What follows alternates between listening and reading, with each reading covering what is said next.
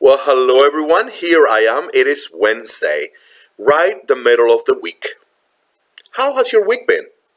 Mine has been great so far. Tomorrow we're going on a field trip to a university. So we are excited about that. The students have been waiting for that trip. And my wife is back from Italy. Yes, she came back with a terrible cold, but she had an amazing time with her family. I was really happy to see her. So, thank you for watching the videos. Thank you for your comments. Thank you for your subscriptions. Thank you for taking the time to spend a few minutes with me every week. It is always a pleasure for me to talk about my classroom, to talk about different strategies, and I hope that this conversation can be helpful to you because it definitely is for me. Today's topic is having students set goals. We have, and I'm sure almost every school is the same, we have benchmarks that we take. Some of them are in the computer, some of them are, paper and pencil. But one thing that I always do with my students is before they, the day before, or even at the beginning of the week,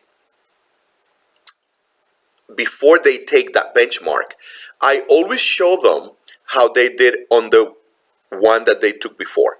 And then I have them set a goal. So I say, what is reasonable? What is reasonable for you? So sometimes they say, let's say that they had a 1 in math, and they say, well, I'm going to get a 4. I said, well, maybe that's not reasonable. Let's set something that you can accomplish. So I help them to see what is reasonable. Maybe a 2, 2.5. That would be reasonable, right? If we have a scale from 1 to 4.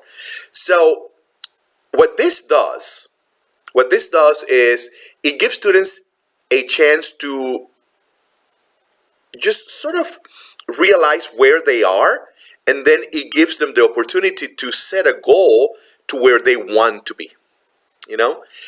And it really helps. It really helps in the sense that students are more focused, students know what they're working for, and they do perform way better. So it doesn't only have to be done. I mainly do it for benchmarks, but I also do it for reading levels. I always make sure that it's a very normal culture in the classroom for students to know what their reading level is. And I don't only say, well, you're a J, well, J is really first grade reading level. Okay. Well, you are an English learner, so of course you are a J. So it's very, or well, maybe you fell behind another year, so that's why you are a K right now. But your goal is to be ST.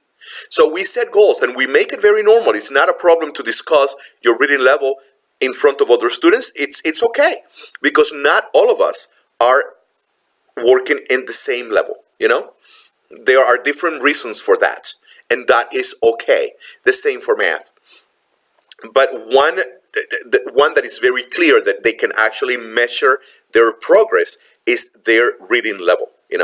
And it's not just the decoding aspect of it, because they might think, well, I can decode all the words, but I make sure that they understand that reading is not just decoding, that reading is comprehending, understanding what they're reading, making those connections, and making sure that they dig deep in the text that they're reading.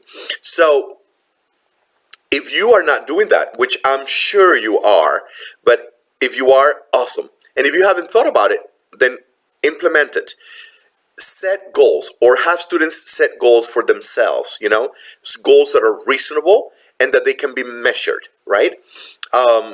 And help them realize what is reasonable, so that then they're able to work towards that and they will be successful. I think that if you do that, if we all do that, we have students that are more aware of their progress. We have students that will perform higher because they're not competing against anyone else, but against themselves, right? And we know that that is the most effective. And it will show in our scores, and it will show in the knowledge that students will be able to show. I didn't want to use the word again, when they take benchmarks and other tests like that. So I recommend it highly, and it works beautifully for me. So set goals. Just like you set goals for yourself, make sure that the students are setting goals for themselves. Reasonable and measurable. Thank you so much. I hope that you have a wonderful rest of the week.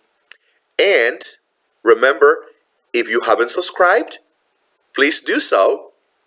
And if you haven't talked to your friends about it, tell them that there is this guy that on Wednesdays talks for about 6 to 10 minutes about his classroom, and maybe there is something that can be useful for their own classrooms. So recommend the videos. Thank you so much. Again, have a wonderful rest of the week, and I will see you next Wednesday. Goodbye.